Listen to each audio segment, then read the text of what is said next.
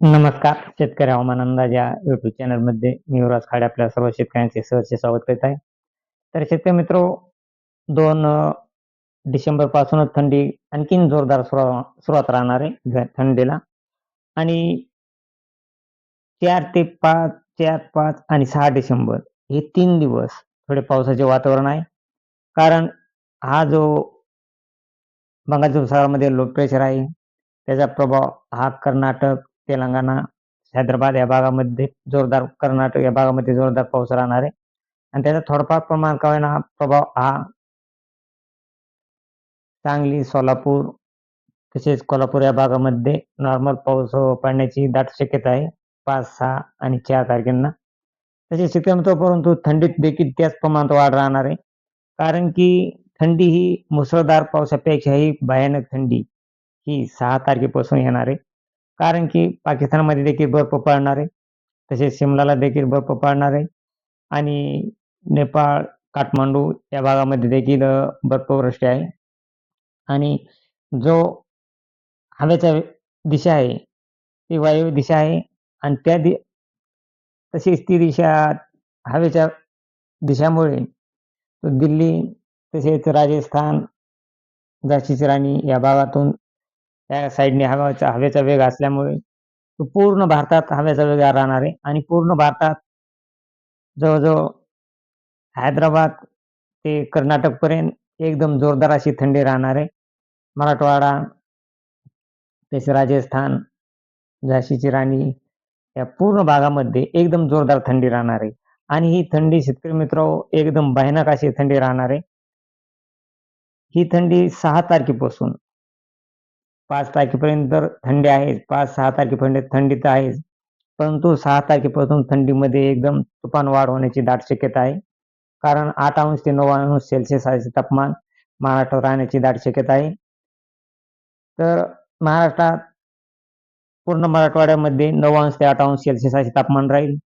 तसेच विदर्भ साईडला देखील 9 अंश असे सेल्सिअस तापमान राहील आणि हे सकाळचे पहाटचे तापमान आणि दिवसात देखील 11 अंश ते 12 अंश सेल्सिअस असेच तापमान राहील. त्यामुळे थंडीमध्ये खूप वाढ होणार आहे आणि ही वाढ मुसळधार पावसापेक्षाही भयानक वाढ ही 10 डिसेंबरपासून होण्याची दाट शक्यता आहे. कारण 10 डिसेंबरपासून एकदम तुफान अशी थंडीला सुरुवात होणार आहे. कारण पूर्ण मराठवाडा, विदर्भ तसेच पश्चिम महाराष्ट्र, दक्षिण महाराष्ट्र पूर्ण महाराष्ट्रातच 8 अंश ते 7 अंश सेल्सिअस असे तापमान राहणार आहे. काही ठिकाणी 10 अंश राहणार आहे.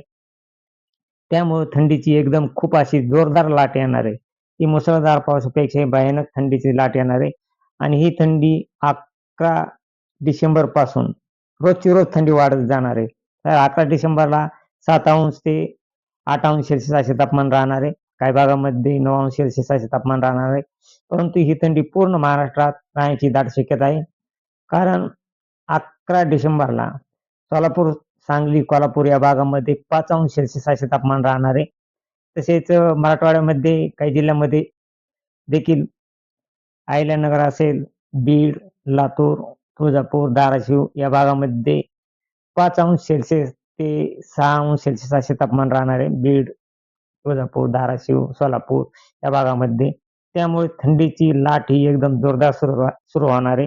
ही 10 तारखेपासून एकदम जोरदार थंडी राहणार आहे आणि थंडी दिवसेंदिवस वाढतच राहणार आहे. 11 तारखेला देखील राहणार आहे. 12 तारखेला परत थंडीत वाढ होणार आहे. पूर्ण मराठवाड्यामध्ये तसेच पूर्ण महाराष्ट्रात 5 अंश ते 6 अंश सेल्सिअस असे तापमान राहणार आहे. त्यामुळे ही थंडीची भयानक अशी लाट येणार आहे. तरी शेतकरी मित्रांनो आपले काही कामं असतील ते आपण आपले थोडे सावधगिरीने करा. कारण 12, 13 ते 15 डिसेंबर 11 तारखेपासून 12, 13 आणि 13 डिसेंबरला एकदम खूप भयानक अशी थंडी राहणार आहे. ही थंडी 2 अंश ते 3 अंश सेल्सिअस तापमान असे राहणार आहे मराठवाड्यातील काही जिल्ह्यांमध्ये. त्यामुळे थंडीची भयानक लाट येणार आहे आणि या लाटेचा प्रभाव आपल्याला सहन करण्यासाठी आपण आपल्या शेतकऱ्यांनी काळजीपूर्वक आपल्या शेतातील कामे करा आणि ही थंडी पूर्ण भारतामध्ये राहण्याची 10 तारखेपासून खूप दाट शक्यता आहे. फक्त कर्नाटक, चेन्नई तसेच तेलंगणा या राज्यामध्ये थंडीचे प्रमाण थोडे कमी राहील. परंतु इतर राज्यामध्ये खूप भयानक अशी थंडी पूर्ण राज्यामध्ये भयानक अशी थंडी राहणार आहे. ही थंडी सध्या तरी 15 डिसेंबरपर्यंत एकदम जोरदार ते अति जोरदार थंडी राहणार आहे. 3 ते 5 सेल्सिअस तापमान असे पूर्ण महाराष्ट्रात राहण्याची दाट शक्यता आहे. म्हणजे ही एक थंडीची जोरदार अशी लाट राहणार आहे. ही लाट 10 डिसेंबरपासून ते 15 डिसेंबरपर्यंत सध्या तरी हे दाखवत आहे एशियन मॉडेल आणि थंडी एकदम जोरदार अशी थंडी राहण्याची दाट शक्यता आहे आणि पुढील अपडेट आल्यानंतर आपणास आपण परत करू. परंतु ही थंडी मुसळधार पावसापेक्षाही बेकार राहणार आहे आणि शेती पिकास देखील या